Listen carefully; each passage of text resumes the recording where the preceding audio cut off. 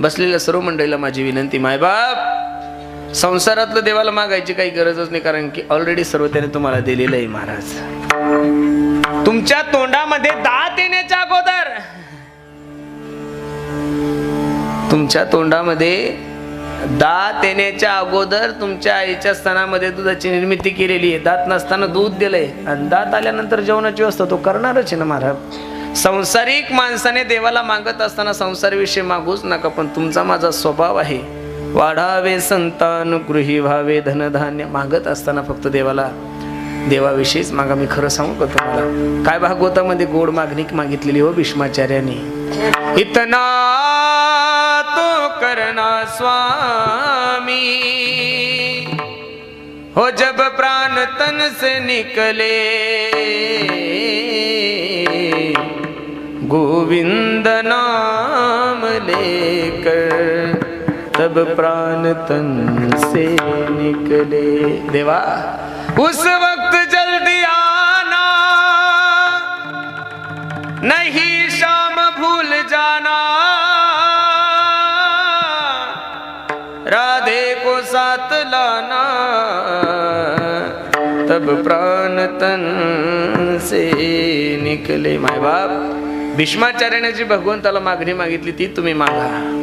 देहांत काले तुम सामने हो, बंसी बजाते दिल को लुभाते, यही गीत गाते मैं तन्नांत त्यागू, गोविंद दामोदर माधवेती. म्हणून माझी विनंती दादा, बाकीच्या गोष्टी तुम्हाला मागण्याची गरजच नाही, कारण संसार आतापर्यंत कोणाचं परिपूर्ण झाला नाही, म्हणून संसाराविषयी अपेक्षा करू काहीच नाही दादा. संसारामध्ये तुम्ही किती जरी प्रयत्न केले, करिता बरोबरी दुरावसी दुरी भावाची पुरी, लक्ष देऊन ऐका दादा.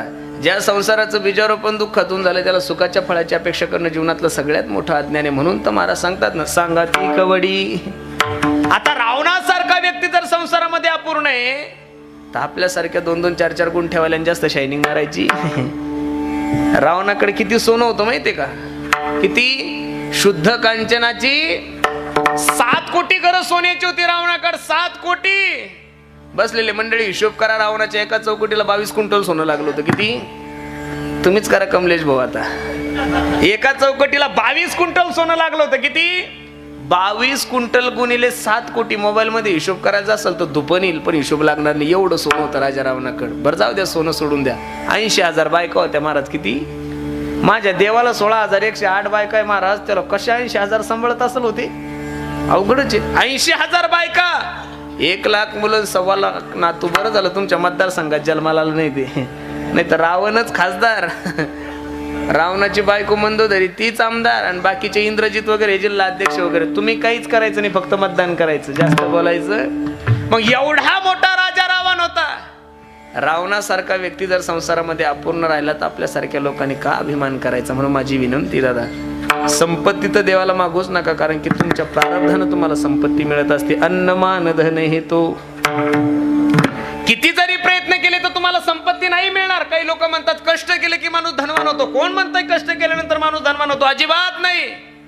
कष्ट केल्यानंतर जर माणसं करोडपती झाले असते तर माझ्या महाराष्ट्रातला शेतकरी गरीब राहिलाच नसता. मला थोडे कष्ट करतो का माणूस? नाही. अन्न सुद्धा प्रारब्धानं मिळतंय, मान सुद्धा प्रारब्धानं मिळतो, आणि धन सुद्धा प्रारब्धानं मिळतो. म्हणून माझी विनंती दादा, ज्या गोष्टी प्रारब्धानं मिळतात तिच्याविषयी देवाला काहीच मागू नका. प्रारब्धात ज्या गोष्टी नाही त्या देवाला मागितल्या पाहिजेत. आणि प्रारब्धात एकच नाही, फक्त देवाची कृपा. आणि ती देवाची कृपा फक्त माणसाला प्रयत्नानं होती आणि साधू संतांच्या संगतीनं होती. म्हणून मला सांगता, संत संग दे सदा. संतांच्या संगतीत गेल्यानंतर निश्चित तुमचं जीवन सुधारणार. संतन के संग लाग रे तेरी अच्छी बनेगी, संतन के संग लाग रे तेरी अच्छी बनेगी. ध्रुव जी की बन गई प्रहलाद जी की बन गई, ध्रुव जी की बन गई प्रहलाद जी की बन गई, ध्रुव जी की बन गई प्रहलाद जी की बन गई, ध्रुव जी की बन गई प्रहलाद जी की बन गई. हरि सुमिरन में लाग रे, हरि सुमिरन में लाग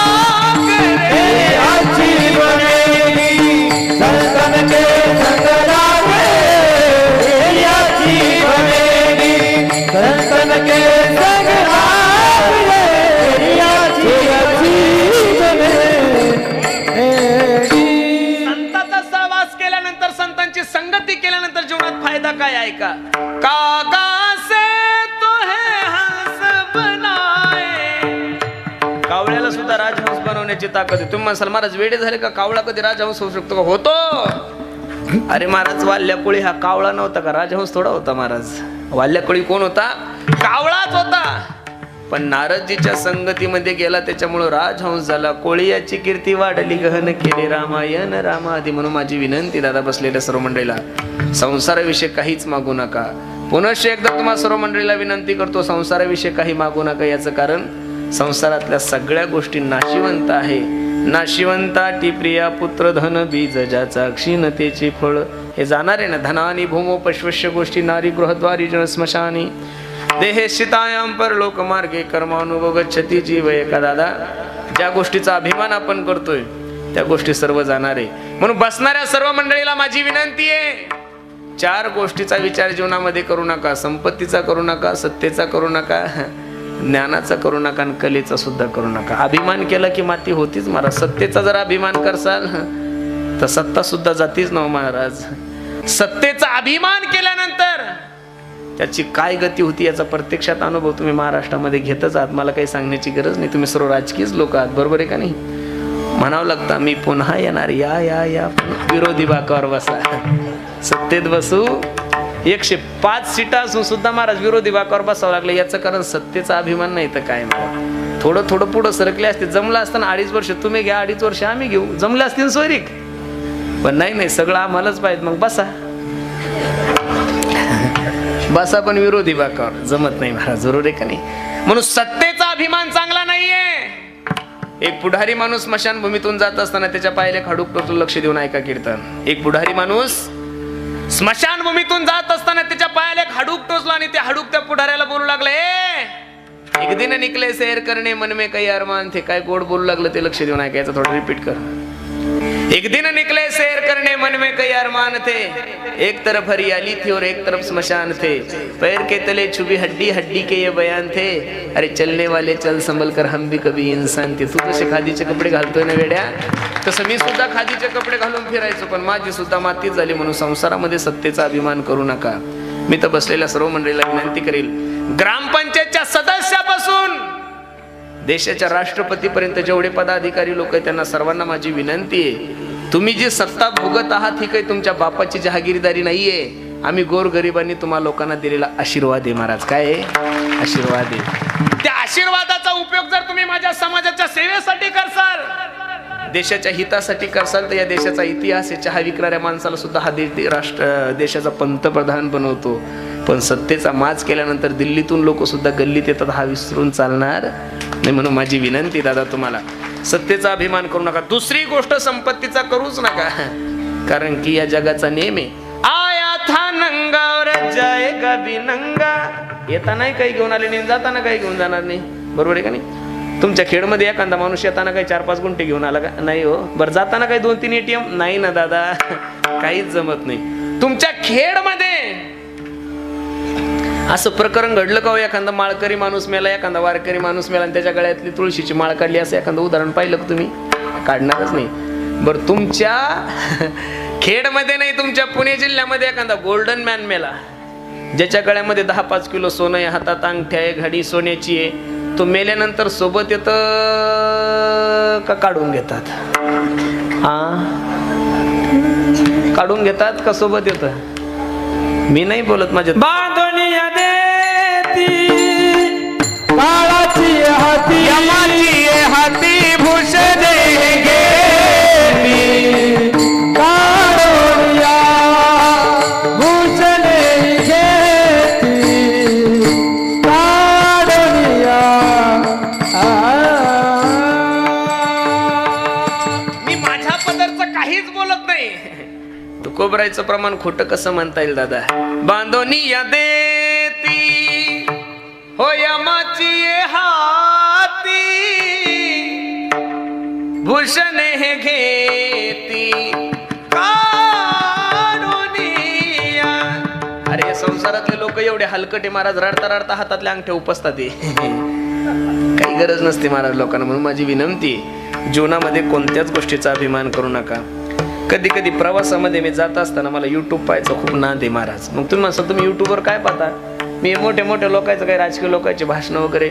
त्या दिवशी मी बसलो असताना त्या अंबानी कुटुंबियाच्या संपत्तीचं वर्णन पाहत होतो. 13,500 कोटीचा बंगला आहे महाराज त्या माणसाचा. किती?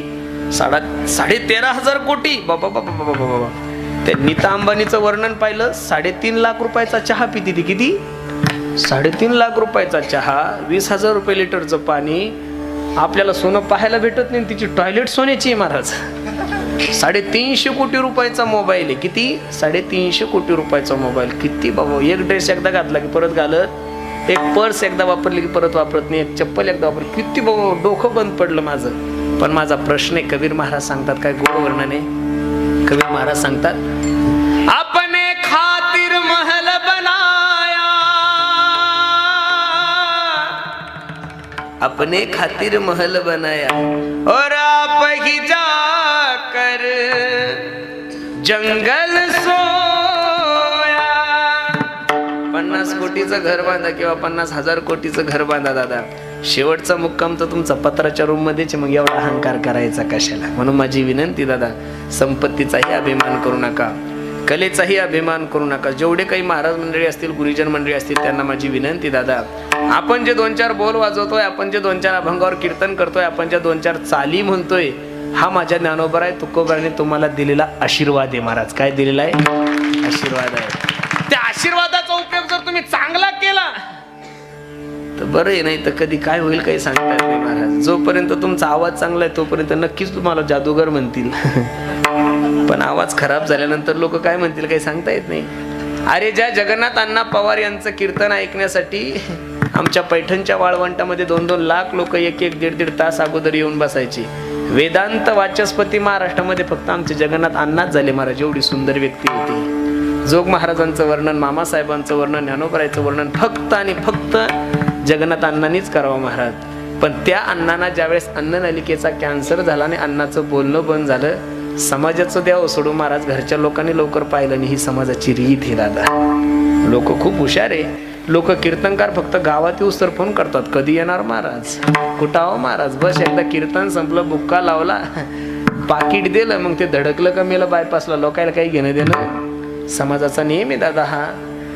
म्हणून माझी विनंती दादा, या सगळ्या गोष्टी जर खोट्या आहे तर याच्याविषयी ममत्वही धरू नका आणि हे देवाला मागू नका. मागत असताना फक्त एवढंच मागा, तुझा विसरण गुण गायनावडी हीची माझी सर्व जोडी. तुकोबारा सांगता, देवा हे सगळं काही करण्यासाठी माझी तुला विनंती आहे. तुका म्हणे गर्भवासी, तुका म्हणे गर्भवासी, तुका म्हणे गर्भवासी, तुका म्हणे गर्भवासी, तुका म्हणे गर्भवासी, तुका म्हणे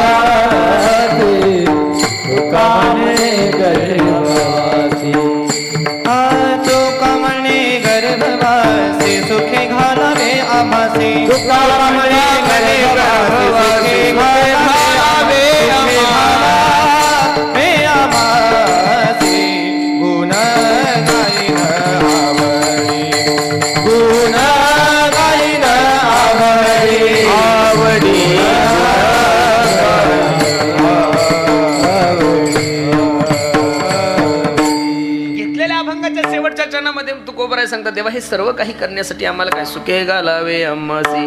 काही ठिकाणी जगद्गुरु तुकोबारा सांगतात, गर्भवासी दुःख नाही येता जाता वदनी असता नाम तुझे. देवा सगळे प्रमाण तुम्ही जगद्गुरु तुकोबारायचे पहा. घेईन मी जन्म तुझी चरण सेवा साधावा देवा, फक्त माझी विनंती सुखे घालावे अम्मासी गुण गायनावडी, हेची माझी सर्व जोडी. अभंगाचा सरळ भाव मी तुमच्या समोर ठेवला. बरोबर 11 वाजले.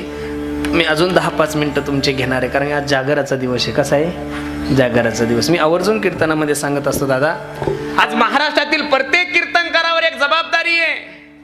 प्रत्येक कीर्तनकाराचं एक कर्तव्य आहे की प्रत्येक कीर्तनकाराने समाजासाठी 10-15 मिनिटं दिली पाहिजे. याचं कारण सांगू, या समाजाला योग्य दिशा देण्याचं काम, हा समाज संघटित ठेवण्याचं काम जर या महाराष्ट्राच्या मातीमध्ये कोण करत असेल तर तो फक्त माझा वारकरी संप्रदायच करतो. दुसरे लोक नाही करू शकत दादा. लक्ष देऊन ऐका. म्हणून बसणाऱ्या सर्व मंडळीला माझी विनंती दादा, प्रत्येकाने आपल्या देशाविषयी स्वाभिमान बाळगा. प्रत्येकाने आपल्या देशाविषयी संघटित राहा.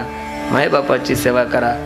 दुसरी सर्वात महत्त्वाची गोष्ट, तरुणांना माझी विनंती, जीवनामध्ये तरुणांना हात जोडून विनंती, जीवनामध्ये व्यसन करू नका. आणि इथं जेवढे काही मायबाप बसले त्या सर्व मायबापाला माझी विनंती, बाबांनो, पोरांसाठी पैसे कमवण्यापेक्षा, पोरांसाठी गुंठे कमवण्यापेक्षा, पोरांसाठी फ्लॅट कमवण्यापेक्षा मुलांसाठी संस्कार कमवा. कारण की जगातला सगळ्यात मोठा दागिना संस्कार आहे महाराज. काय संस्कार आहे. मी कालही 2-3 दिवसापासून कीर्तनात बोलतोय महाराज. 7-8 दिवसापूर्वी मधुकर महाराजांना माहिती आहे, आम्ही एका ठिकाणी कार्यक्रमाला होतो, त्या शिरपूर जैनमध्ये. तिथे एक प्रकरण घडलं महाराज. एक चांगला बिल्डर्स माणूस आहे, कोट्याधीश आहे, 200-300 एकर जमीन आहे त्याच्याकडं. आम्ही गेल्यानंतर असं कळालं की त्या माणसाच्या 2 किडन्या फेल झालेल्या होत्या, पण पत्नी खूप प्रेम करत होती म्हणून पत्नीने स्वतःची 1 किडनी तिच्या मालकाला दिली. कोणाला दिली? पतीला 1 आणि तिला 1. आनंदाने संसार चालू होता. एकुलती 1 मुलगी होती महाराज त्यांची. एकुलती 1 मुलगी असताना संपत्तीही भरपूर आहे, ऐश्वर आहे, सगळ्या गोष्टी चांगल्या आहे. पण 2-3 दिवस झाले होते, ती मुलगी एका परधर्माच्या मुलासोबत पळून गेली होती. आणि तिचा बाप ICU मध्ये होता. आणि डॉक्टरांनी सांगितलं होतं की महाराज हो जगल म्हणून काही गॅरंटी. तिची माय रडत होती, म्हणे महाराज सांगा मी काय करायचं. माझी विनंती दादा तुम्हाला, बसलेल्या सर्व मायांना, सर्व पुरुष मंडळीला माझी विनंती आहे, तुम्ही मुलांना पैसे जेवढे देता मुलांसाठी वेळही देत चला दादा. कधीतरी युट्यूबवर बसल्या बसल्या लव जिहाद म्हणून एक वेबसाईट आहे, ती ओपन करून बघा महाराज. आज हजारो हिंदूंच्या मुली मुस्लिम धर्मातले लोक पळून नेत आहे. म्हणून माझी विनंती दादा तुम्हाला, मुलांना योग्य संस्कार द्या. बसणाऱ्या सर्व मायबापाला माझी विनंती आहे, हे जेवढे काही छोटे छोटे मुलं दिसतात ना महाराज तुम्हाला आमच्या वारकरी शिक्षण संस्थेमधले, यातला एकही मुलगा नाही गायक झाला तरी चालेल आम्हाला, नाही वादक झाला तरी चालेल, नाही कीर्तनकार झाला तरी चालेल, पण यातला एक जरी मुलगा सुसंस्कारिक जीवन जगला ना महाराज, तर एक कुटुंब सुखी करण्याचं काम या महाराष्ट्रामध्ये फक्त वारकरी संप्रदाय करू शकतो. तुम्ही मुलांना डॉक्टर करसाल, तुम्ही मुलांना इंजिनियर करसाल, तुम्ही मुलांना MBBS करसाल, पण मुलांना संस्कारच देसाल असं काही सांगता येत नाही. म्हणून माझी विनंती आहे, मुलांना वेळ देत चला. आणि बसलेल्या सर्व बापांना माझी विनंती आहे, होईल तोपर्यंत तुमच्या मुलीचं लग्न होईपर्यंत तिच्याजवळ मोबाईल देणं टाळा महाराज. माझी विनंती तुम्हाला खरं सांगतोय. त्या दिवशी मी कीर्तनात असं बोलून गेलो, एक पोरगी माझ्याकडे आली, म्हणे महाराज कोणत्या युगामध्ये जगत आहात तुम्ही? दुनिया चंद्रावर गेली, तुम्ही धोत्रावरच आहे अजून. आम्ही धोत्रावरच बरे, धोत्रावाल्याचा नान तुम्ही करूच नाही महाराज. अरे आमचा एक धोत्रावाला अण्णा हजारी उपोषणासाठी बसला तर अख्खा भारत पालथा करतो. सगळे जर बसले तर काय करतील याचा विचार करा दादा. धोत्रावाल्याचं काय? म्हणून माझी विनंती तुम्हाला, मुलांना योग्य संस्कार द्या, कारण जगातला सगळ्यात मोठा दागिना संस्कार आहे. म्हणून बसलेल्या सर्व मंडळीला विनंती आहे, देशाविषयी स्वाभिमान बाळगा. आपण कोणत्या देशामध्ये वावरत आहोत? अरे या देशाचे एवढे चांगले संस्कार आहे की या देशासारखे संस्कार या विश्वाच्या पाठीवर कुठंच नाहीये महाराज. आम्ही पहिल्या वर्गामध्ये गेल्यानंतर आम्हाला पहिली प्रार्थना शिकवल्या जाते, India is my country, all Indians are my brothers and sister, I love my country. Bharat माझा देश आहे, सारे भारतीय माझे बांधव आहे आणि माझ्या देशावर माझे प्रेम आहे. एवढे चांगले संस्कार या विश्वाच्या पाठीवर तुम्हाला कोणत्याच देशाला पाहायला भेटणार नाही. तुम्ही कधी ऐकलं का हो, दुसऱ्या आपल्या देशाला जसं भारत माता म्हणतात तसं दुसऱ्या देशाला? नाही नाही नाही, अजिबात नाही. भारत माता पाकिस्तान चुलता नाही ना हो दादा. अमेरिका मावशी no no no no, London दिदी अजिबात नाही. हे फक्त आपल्या देशामध्ये. का? कारण या देशाचा इतिहास आहे. या देशाच्या राष्ट्रपती सौ प्रतिभाताई पाटील 5 वर्ष राष्ट्रपती होती ह्या मायमाऊली ह्या देशाची, पण 5 वर्ष त्या मायमाऊलीच्या डोक्याचा पदर खाली आला आणि हा देशाचा इतिहास आहे महाराज. मनगटापर्यंत ब्लाऊज होते. म्हणून माझी विनंती दादा, जगामध्ये एवढी फॅशन वाढली बाबा बाबा बाबा बाबा बाबा बाबा. ह्या पुणे मुंबईला कधी कीर्तनाला जाऊ तो पोरग आहे का पोरगी ओळखूच येत नाही महाराज. कठीण काळ आहे. एवढी फॅशन करू नका. सौभाग्यवती स्त्रीनं चांगलं जगलं पाहिजे. इथं बऱ्याचशा मायमावल्या बसलेल्या बघा, त्यांच्या कपाळाला किती मोठं कुंकू आहे. जेवढं कुंकू मोठं तेवढं म्हातारं गुटगुटीत. जेवढं कुंकू मोठं तेवढं म्हातारं गुटगुटीत. ह्या टिकल्यावाल्याचं काहीच खरं नाही. गेला 50च्या पुढं कोणी जायच ना. बरं तुम्हीच काय टिकल्या लावता. आमच्याही घरी तोच देवार आहे. म्हणजे एवढं काही खराब नाही पण आहे. एकदा मी सहज माझ्या सौभाग्यवतीला म्हणलं, अगं बेडे, मी दररोजच महिलांना सांगतो कुंकू लावा कुंकू लावा, तू पण थोडं कुंकू लावत जाणं. ती हळूच आली माझ्या कानात, म्हणे बाबा तुम्ही बी कधी मध्ये जीन्स पॅन्ट घालून पाजा ना. म्हणे अवघड झालं म्हणून. अगं म्हणलं वेडे, धोत्रावर कसा 20-25 हजार रुपये रोज येतो. जर जीन्स घातली तर दोघायला ऊसतोडीला जावं लागेल. बरबाद काय माहितीये का, लोकांची मानसिकता वेगळी झाली. आता मी आळंदी सोडल्यानंतर मी बोधे बाबाकडे होतो. बोधे बाबाच्या नंतर मी बोधे बाबाकडे जोपर्यंत गेलो नाही तोपर्यंत पॅन्टीवरच राहायचो. मला धोतर आवडत नव्हतं. पण बाबाच्या चातुर्मास काढला धोतर घातला. आता जीवनभरच धोत्रावर राहायचं म्हणल्यावर लाज जायचं का. मी मुलगी पाहायला धोत्रावरच गेलो होतो. आता लग्नही धोत्रावर केलं. आता जीवनभर धोत्रावर राहायचं म्हणल्यावर पॅन्टीचा काय संबंध आहे. अजिबातच नाही. पहिल्यांदा मी माझ्या सासरवाडीला धोत्रावर गेलो होतो. आता पहिलं कशाची गाडी कशाचं काय, खेडा विभाग, त्या काट्या कुपट्यानं आपलं मी पुढं ती मागं मी पुढं ती मागं चाललो. तिच्या गावाजवळ एक छोटीशी नदी होती. ती तिच्या मैत्रिणी धुणं धुत होते. ती आपली गप्पा मारत बसली. मी 2-3 पावलं पुढे गेलो. तिच्यातली एक मैत्रीण माझ्या बायकोला म्हणे, का ग कस काय तुझा संसार. म्हणे एकदम आनंदात आहे. सर्व विचारलं आणि त्यातली एक मैत्रीण माझ्या बायकोला म्हणे, का ग बाई पुढं चालली ती तुझे सासरे का. म्हणे हा. तेव्हापासून आपलं तिचं बजेटच जमत नाही. धोतर घातली की ती आता दररोज घरी गेलं की तिचा एकच टुमणं असतं, महाराज सगळा महाराष्ट्र तानाजी पाहतोय, तुम्ही चला तानाजी पाहायला. अगं म्हणलं माझ्या जीवनाचा तानाजी जा, कुठं तानाजी. अवघड आहे. म्हणून माझी विनंती दादा तुम्हाला, प्रत्येकाने व्यसनापासून दूर राहा. जीवनामध्ये फॅशन करू नका रे.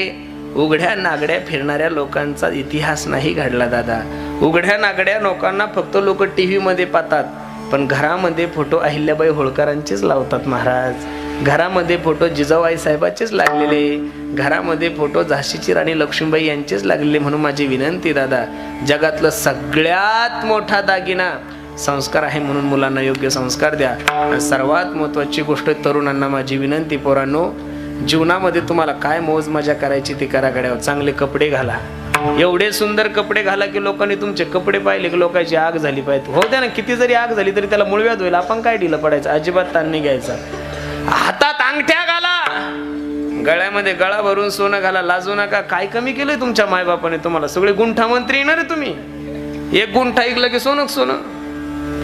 बुलेट घ्या, चांगल्या VIP गाड्या घ्या, फॉर्च्युनर नाही BMW घ्या, ऑडी घ्या, सगळं काहीतरी करा.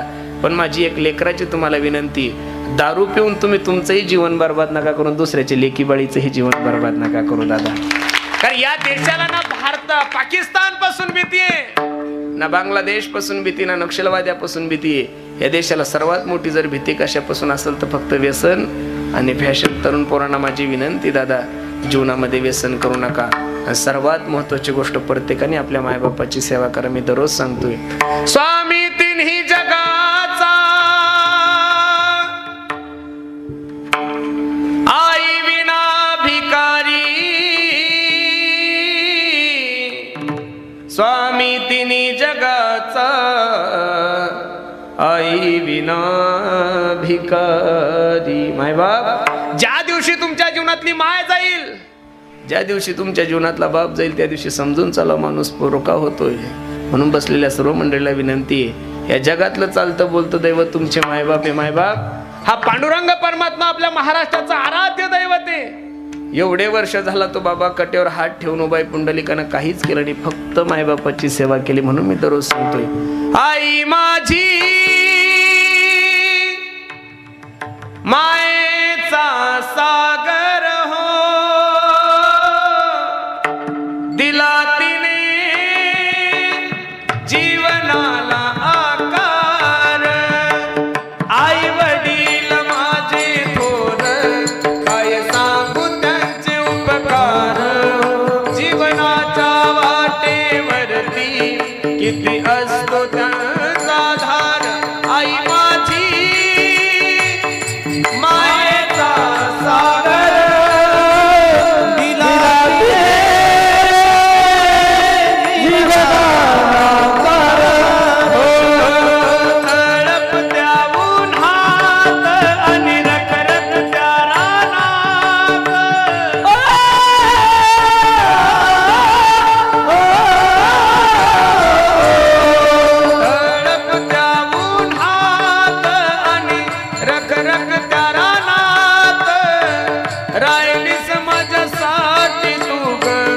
कष्टाच्या कामात कधी मिळेल मुठभर घास, कधी घडे तिला उपवास, ओल्या मातीतून चालताना तुडविले काट्याचे फास. आई माझी मायेचा सागर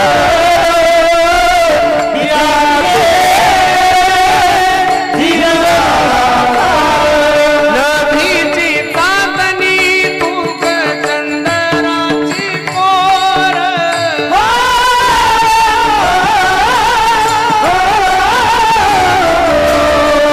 नभीची चांदणी तू ग चंदनाची पोर. शीतल तुझी छाया मला हवी जीवनभर, तुझ्या शीतल छायेमध्ये आयुष्य जगेन. आई देवापासी मी ग, आई तुला जग मागेन. आई माझी मायेचा सागर दिला तिने जीवनाला. आई माझी